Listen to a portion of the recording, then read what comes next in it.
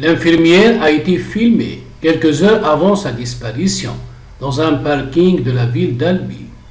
Sédic Djobilar va-t-il sortir de prison alors que le juge des libertés et de la détention du tribunal de Toulouse doit annoncer ce lundi sa décision en ce qui concerne l'artisan plaquiste incarcéré depuis presque un an dans le cadre de l'affaire de la disparition de sa femme, Delphine Akaniak-Lénine.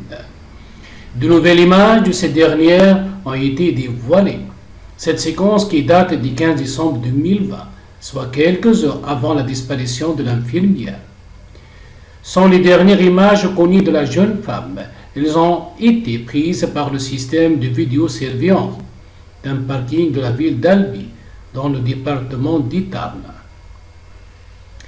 Libéré le 18 juin, la défense de celui qui est le suspect numéro 1 dans cette affaire a bon espoir de voir Sédic Djobilar sortir de prison. Selon ses avocats, plusieurs éléments viennent étouffer leur plaidoirie dans le fait qu'il n'existe pour l'heure aucune preuve matérielle de leur client, comprendre une scène de crime ou bien un cadavre.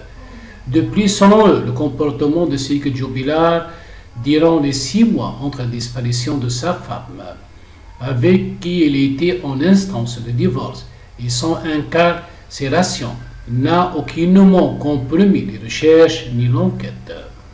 En cas de décision positive du tribunal de Toulouse, le trentenaire pourrait être libéré aux alentours du 18 juin. Pendant un an, on a considéré qu'il ne pouvait pas sortir. Les juges ont fait leur travail. Les conséquences, c'est ce qui avait été avancé par le procureur de la République de Toulouse le 18 juin dernier, à savoir la culpabilité de Sédic Djobilar. Cette culpabilité ne justifie en rien, plaide-t-il, avançant un élément qui démontre que cet homme est innocent. L'élément en question est la détection d'inactivité sur le téléphone portable de Delphine Djobilar, alors que Sédic Djobilar était en compagnie des gendarmes, donc ne pouvait, selon son conseil, être responsable de cette manipulation.